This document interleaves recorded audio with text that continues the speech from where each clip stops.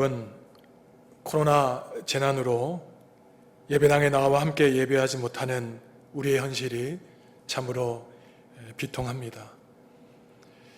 일상에서의 소소하고 평범한 삶이 얼마나 감사한지, 또한 우리가 마음껏 예배당에 나와 우리의 목소리로 마음껏 주님께 찬양하고 기도하는 것이 얼마나 행복한 일이었는지 깨닫게 됩니다.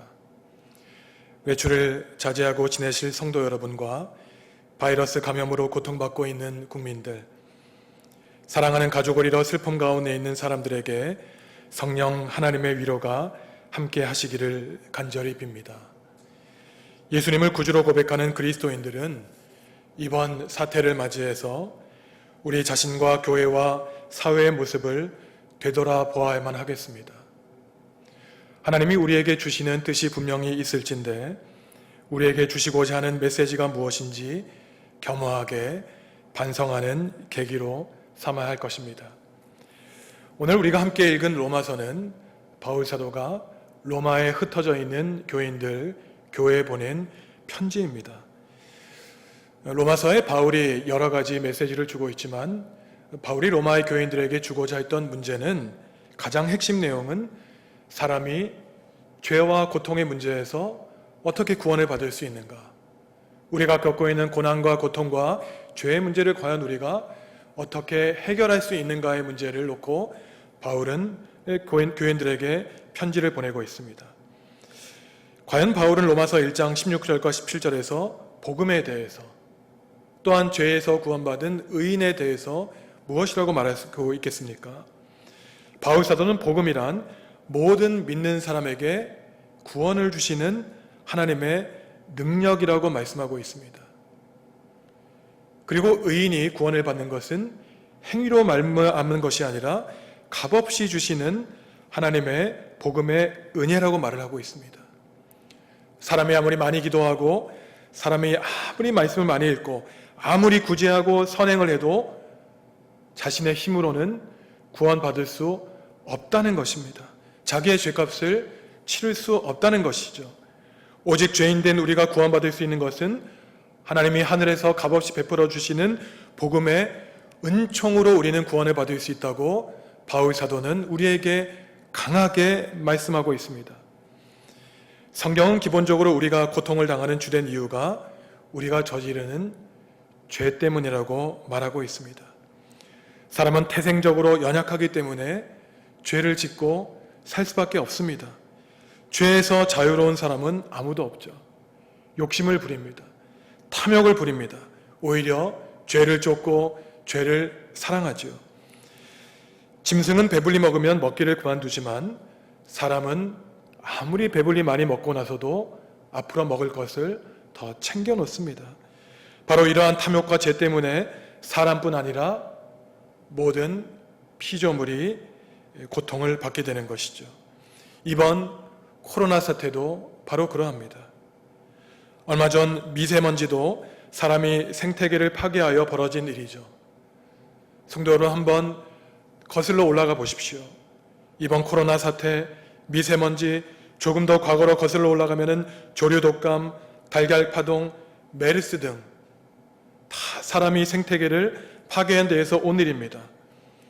이러한 일을 당하면 잠시 동안 조금 조심하지만 또 사람은 어리석고 연약하여 또 언제 그랬느냐며 다시 재난을 불러일으키죠.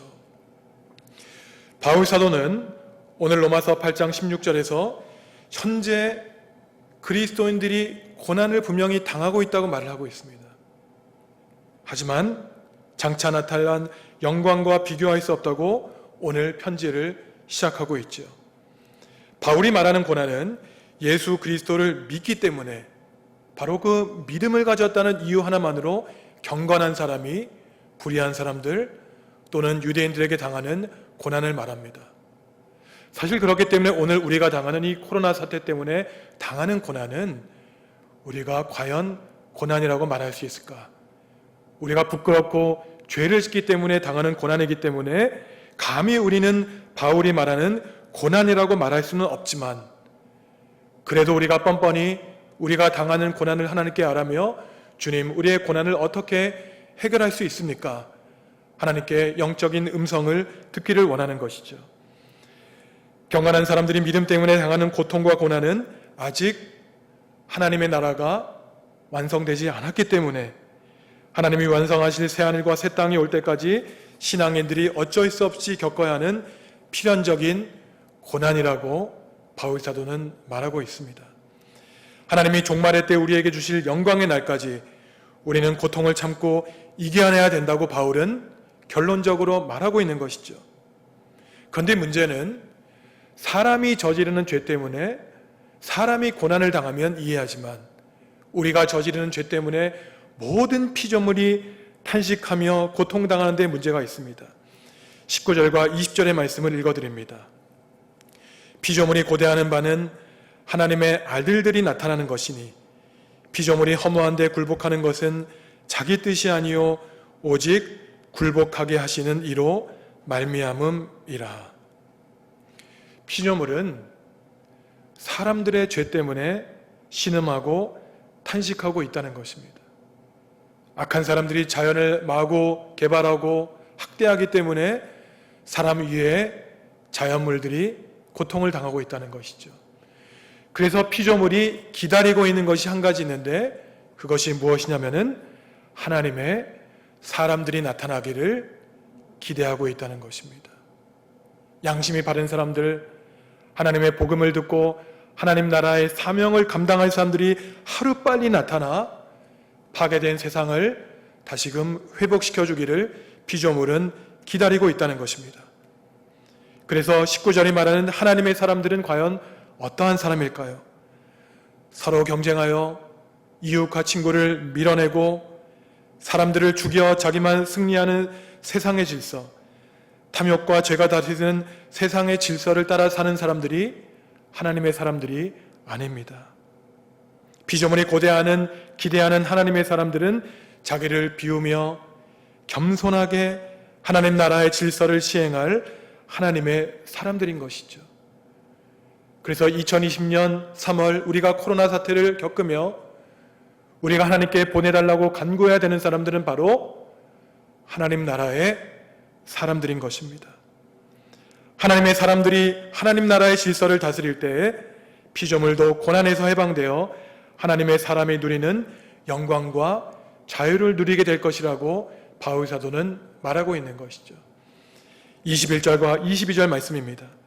그 바라는 것은 피조물도 썩어짐의 종노릇한 데서 해방되어 하나님의 자녀들의 영광에 자유에 이르는 것이니라.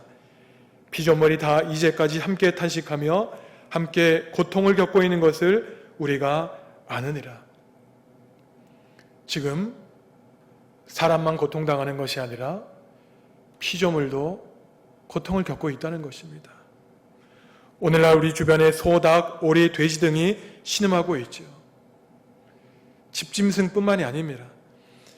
멧돼지들이 사람의 주거지로 내려와 사람들을 해친다는 소식을 언론에서 듣고 있습니다. 애써 일궈놓은 농가 밭을 망쳐놓는다고 한탄합니다. 하지만 그것이 과연 야생 짐승들, 멧돼지들의 잘못이겠습니까? 문제는 사람들이 필요 이상으로 야생 짐승들의 주거지마저 개발하여 그들이 살 곳을 잃어버리게 되었기에 결국 사람을 공격하게 된 것입니다. 사람은 사람 중심적으로 사람의 이익만을 위해서 모든 피조물이 사람을 공격한다고 말을 하고 있지만 하나님이 보실 때 사람이나 짐승이나 다 하나님이 고귀하게 아름답게 지으신 피조물인 것이죠. 결국 사람이 하는 무한정한 개발 욕심이 자신에게 부메랑이 되어 우리를 공격하게 된 것이지요. 짐승뿐이겠습니까? 산과 강과 바다와 하늘이 다 신음하고 있습니다. 어디 하나 멀쩡한 곳이 없습니다. 제가 며칠 전 밤하늘을 봤는데 별이 번쩍번쩍 거리는 거예요. 옛날 어린 시절 같았으면 밤하늘을 보면은 별이 반짝거리는 것을 쉽게 볼 수 있었지만 오늘날은 별이 반짝거리면 참 이상합니다. 야, 오늘날 같이 공해가 많은데도 별이 반짝거리는구나. 별이 반짝거리는 것이 이생한 세상이 되어버린 이 정도로 세상에 오염되었죠. 우리가 어렸을 때만 해도 수돗물을 그냥 마음껏 마실 수 있었지만 앞으로는 어쩌면 산소도 사서 마셔야 되는 것이 아닌가. 이 정도로 하나님이 지으신 이 피조 세계가 파괴된 것을 누구보다 우리는 잘 알고 있습니다. 그래서 많은 사람들은 결국 사람이 피조물의 원수라고 말을 하고 있는 것이죠. 이미 우리가 잘 알고 있듯이 창세기 6장에서 9장을 보시면 하나님이 노아의 홍수 사건을 통해서 더럽혀진 세상을 물로 씻어버리고 새 하늘과 새 땅을 만들어 주십니다. 그런데 이 세상에 오염된 이유가 모든 사람들이 하나님을 버리고 죄를 지었기 때문에 하늘과 땅과 바다마저도 더러워졌다고 창세기는 말을 하고 있는 것이죠. 하나님은 노아의 홍수 때문에 사람들에게 무엇이라고 말씀하십니까? 내가 너희 만든 것을 후회한다 라고 하나님은 한탄하셨던 것입니다.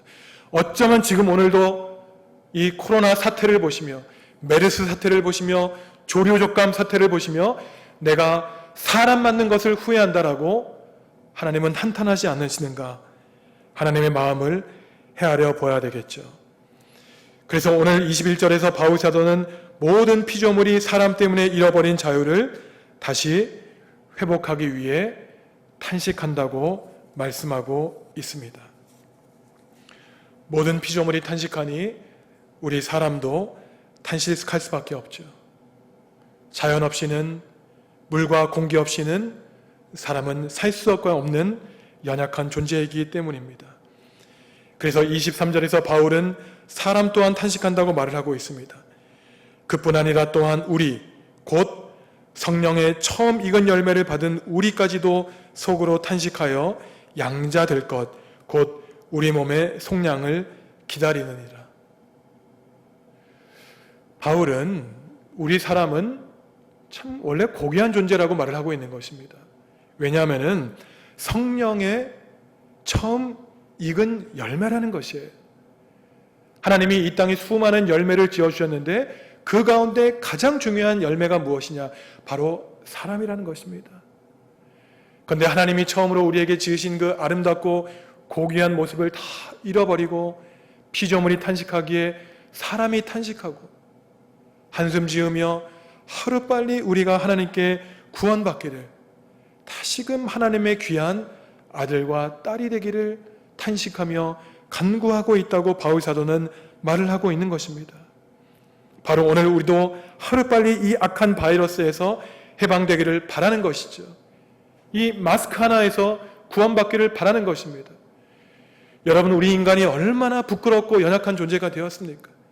그 마스크 한 장 사려고 줄을 서고 있는 우리의 처지가 얼마나 우리의 탐욕, 과거에 우리가 저지른 죄 때문에 우리 자신을 깎아내리고 있는지 하나님은 우리 자신의 모습을 바라보기를 원하신다는 것이죠.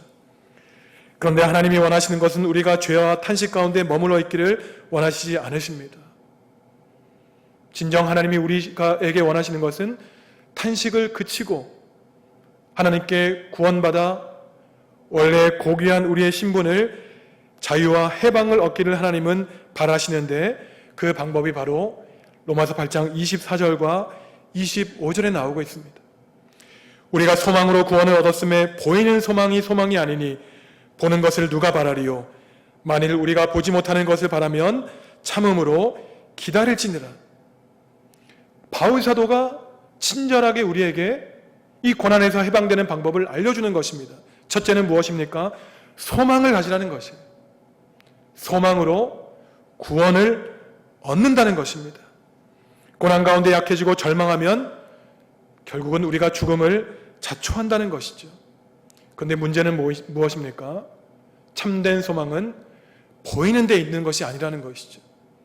보이지 않는 데에 우리의 참된 소망이 있다는 것입니다. 보이지 않기 때문에 문제인 것이죠. 보이지 않기 때문에 우리가 이 고난을 언제까지 견뎌야 될까? 하나님이 언제 이 고통을 끝장내 주실까? 우리는 바라보지 못하지만 그렇기 때문에 바울 사도가 말하는 것은 보이지 않으니 한 가지 방법, 참고 인내하고 견디는 것밖에 없다는 것입니다. 소망해야 된다. 소망이란 보이지 않는 것을 믿는 것이다. 하지만 보이지 않기에 인내하고 견뎌야 된다는 것이죠. 그런데 이러한 소망과 인내와 참음과 믿음은 사실은 하나로 연결되어 있는 것입니다. 하나님이 우리를 구원해 주셨다고 믿은 사람은 하나님이 사실은 우리에게 소망의 선물을, 성령의 선물을 우리에게 주셨죠. 예수님은 우리를 구원하신 그 구원 사건이 우리에게 구원을, 소망을 선물로 주셨다는 것입니다. 그래서 십자가의 구원의 은총을 받은 우리 그리스도인들은 절대로 절망해서는 안 되고 소망해야 된다는 것이죠. 그래서 바울은 이미 로마서 3장 3절과 4절에서 소망에 대해서 말한 바 있습니다. 우리가 환난 중에 즐거워하나니 이는 환난은 인내를, 인내는 연단은, 연단은 소망을 이루어내는 줄 알미로다. 우리가 환난과 고난을 당하고 있지만 즐거워할 수 있다는 것입니다. 왜냐하면 환난과 고난을 통해서 하나님이 우리에게 주시는 뜻과 메시지와 의미가 있다는 것이에요. 신앙에 훈련시켜 주신다는 것입니다. 환난을 무엇을 하게 합니까? 즐거워하게 하는데, 왜냐하면 인내하게 한다는 겁니다. 인내하면서 우리를 연단해 주신다는 거예요. 연단은 결국 무엇을 준다는 겁니까? 소망을 준다는 것입니다. 그래서 우리가 환난과 고난을 겪지 않으면 결국 신앙의 훈련의 기회도 없고 참는 방법도 배우지 못하고 결국은 참된 소망을 갖는 훈련도 갖지 못한다는 것이죠. 오래전에 제가 TV를 본 적이 있습니다. TV에 보니까 어느 다큐멘터리였는데 전 세계의 높은 산을 찾아다니며 그 암벽 등반을 하는 사람의 생활을 이렇게 취재한 적이 있었습니다. 이 사람이 늘 높은 산을 찾아다니고 암벽을 등반하는데 보통 때 이제 일종의 소일거리를 하면서 어떠한 일을 했냐면은 대도시를 찾아다니면서 수십 미터 되는 빌딩에서 유리창을 닦는 일을 하는 것이었어요. 근데 그 수십 미터 되는 60미터, 60층, 70층 되는 그 빌딩 꼭대기에 줄 하나 매달리고 그 나무 의자에 앉아서 유리창을 닦는 것이었습니다. 수십 미터 되는 빌딩에서 그 두 줄에 매달려 유리창을 닦는 그 모습이 얼마나 아찔하고 TV로 보는 거였지만 참 두렵고 떨렸습니다. 그 리포터가 그 유리창을 닦는 암벽 등반가에게 물어보는 것이에요. 선생님, 혹시 이 수십 미터 위에서 유리창을 닦는 것이 무섭고 떨리거나 두렵지 않습니까?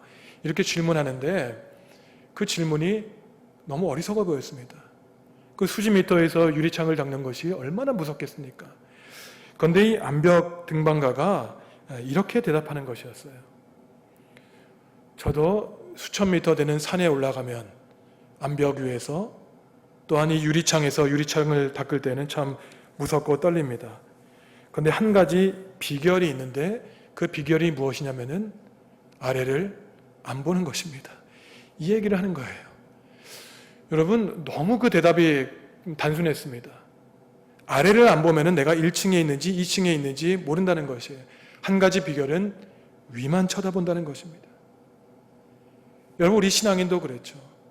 우리가 낮은 곳, 우리의 고난만 바라볼 때는 한탄만 나오지만 반대로 하늘만 쳐다보면, 더 높은 곳만 바라보면 아래에 대한 두려움이 사라지게 되는 것입니다.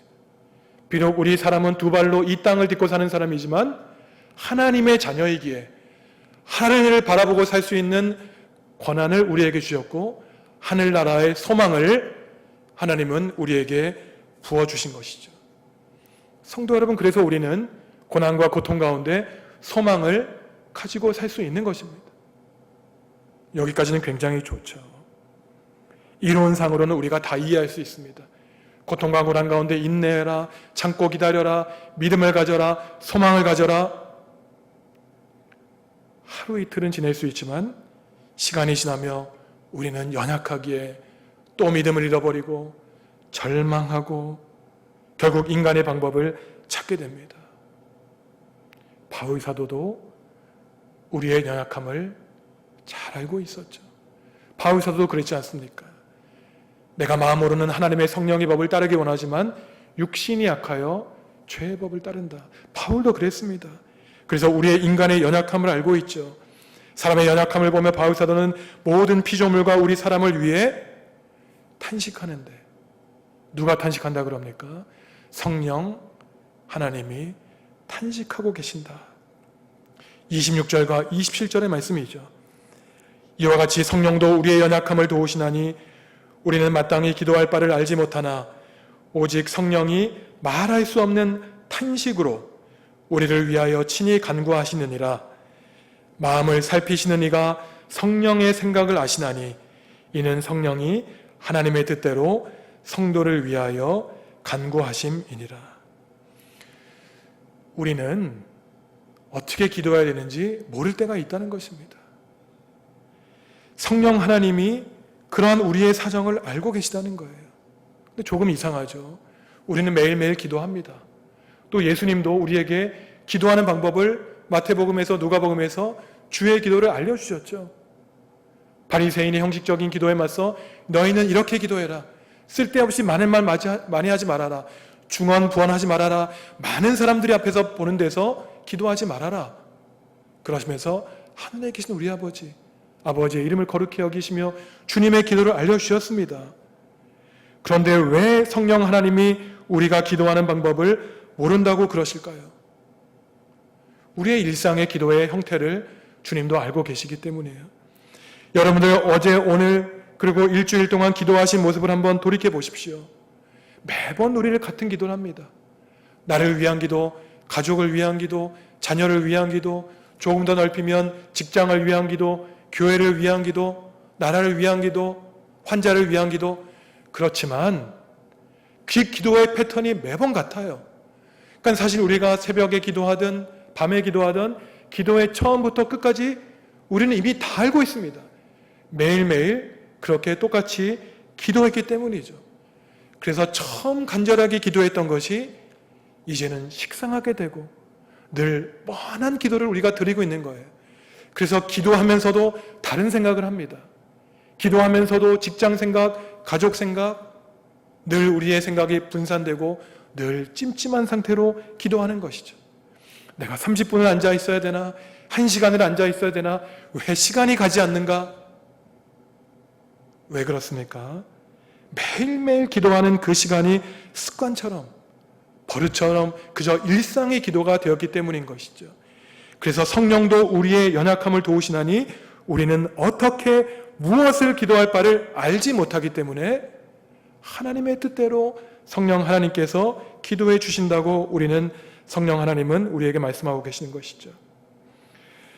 그래서 바울 사도는 성령 하나님 바로 우리의 이러한 문제를 알고 있기 때문에 불쌍한 우리를 위해서 탄식하고 우리는 우리 마음대로 기도하고 하나님의 뜻대로 결정했다고 하지만 결국 우리의 마음대로 결정하는 우리에게 반대로 성령 하나님이 하나님의 뜻대로 기도하시고 우리의 원대로 결정하는 것이 아니라 하나님이 계획하시고 섭리하시는 대로 주님이 기도하신다라고 말씀하고 있는 것이죠. 그래서 오늘 로마서 8장 18절을 보시면 바울이 로마 사람들에게 편지할 때 처음 편지를 여는 것은 사람과 피조물이 고난당하고 있다. 고난의 문제로 시작했습니다. 피조물과 그리스도인이 고난을 겪고 있는 현실을 바울은 인정하고 있죠. 하지만 오늘 편지의 결론은 고난으로 끝나지 않습니다.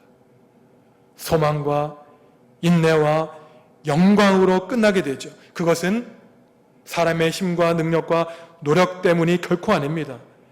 코로나의 고난이 끝나는 것이 자가격리와 의료진의 노력 때문이 아니라는 것입니다. 물론 그것도 필요하죠.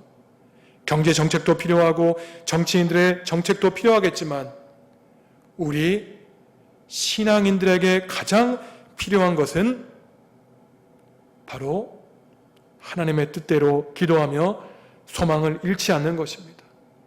인내해야 된다는 것이죠. 우리가 어떻게 무엇을 위해 기도해야 될지 모르지만 바로 그러한 우리의 연약함을 인정하기에 성령 하나님을 의지하고 성령 하나님 친히 우리를 위해 기도해 주십시오.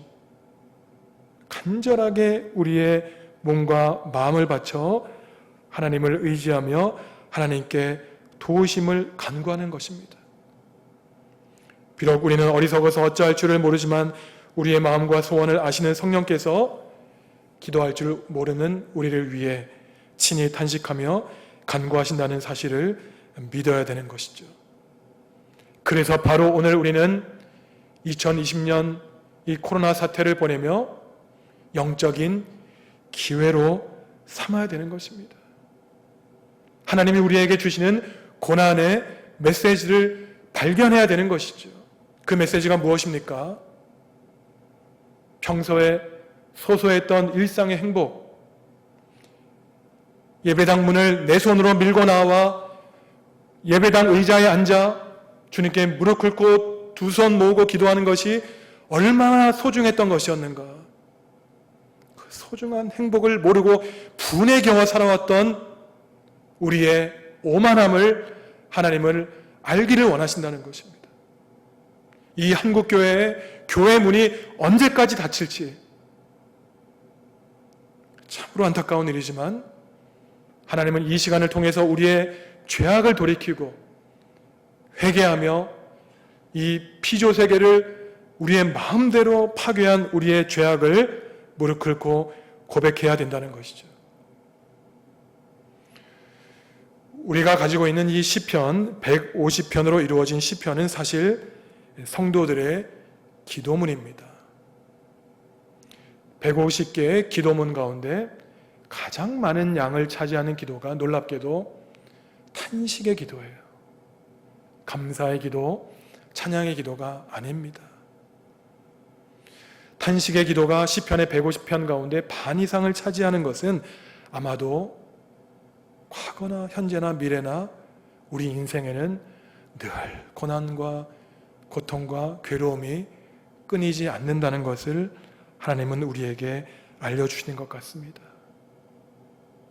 그래서 이 시편의 탄식 시에 가장 많이 나오는 표현이 언제까지 그리고 왜입니다. 하나님, 언제까지 우리가 이 고통을 당해야 됩니까? 하나님, 왜 어찌하여 우리에게 이렇게 많은 고난을 주십니까? 예수님도 십자가 위에서 이러한 탄식의 기도를 드리셨죠, 여러분. 나의 하나님, 나의 하나님, 아버지, 어찌하여 나를 버리십니까? 예수님도 탄식하며 기도하셨습니다. 하지만 우리가 잊지 말아야 되는 한 가지 사실이 있습니다. 우리가 하나님께 올려드리는 이 간절한 탄식의 기도 안에는 이미 하나님의 구원이 약속되어 있고 내재되어 있다는 것이에요. 우리가 탄식하고 기도하는 이유는 우리가 연약한 사실을 알고 있기 때문입니다. 우리가 한숨 쉬며 하나님께 간절하게 기도하는 이유는 우리의 구원이 오직 하나님께만 있다는 사실을 알기 때문이죠. 그래서 시편의 반 이상을 차지하고 있는 모든 탄식의 기도에는 결코 절망으로 끝나지 않고 하나님에 대한 신뢰와 하나님에 대한 구원으로 끝납니다. 성도 여러분, 우리는 이번 주를 사순절 둘째 주일로 보냅니다. 사순절은 4월 12일 부활절을 앞두고 거꾸로 40일 동안 예수님의 죽음과 십자가의 고난을 묵상하며 지내는 절기이죠. 우리는 특별히 이번 사순절을 보내며 우리 개인이 당하는 고난뿐만 아니라 우리 민족이, 우리 교회가 당하는 고통을 해결해 달라고 하나님께 한숨 지으며 탄식의 기도를 들어야 하겠습니다. 다시금 우리 한국교회를 회복시켜 달라고, 우리 한국교회를 불쌍히 여겨 달라고 간절히 주님께 간구해야 되겠습니다. 모든 피조물이 탄식하고 사람이 탄식할 때 그와 함께 탄식하는 분이 계시죠.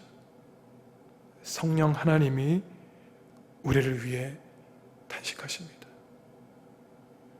아름답게 지어놓은 사람과 피조세계, 하나님과 더불어 하나님께 찬양하며 아름다운 생명 공동체를 일구어 가는 모습을 하나님이 하늘에서 보시는 것이 아니라 하나님을 떠나 마음껏 자기 마음대로 살아가는 사람들을 보시며 하나님을 우리가 하나님께 돌아오기를 기다리십니다. 하나님이 본래 지으신 아름답고 존귀한 하나님의 형상을 회복하기를 원하시죠. 성도 여러분, 탄식하시는 성령 하나님의 부르짖음, 탄식하시는 하나님의 눈물을 바라보시기 바랍니다. 어리석은 인간, 죄지은 우리 죄인을 바라보시며 탄식하는 피조물을 불쌍히 여기시며 하루빨리 하나님이 지으신 하나님의 모든 피조 세계가 하나님에 대한 창조와 하나님이 지으신 새하늘과 새 땅의 회복으로 결론 맺게 되는 하나님의 은총이 어서 빨리 우리 온 땅에 도래하게 되기를 성령님의 간구하심을 힘입어 주님께 간구하며 기도합니다. 함께 기도하시겠습니다.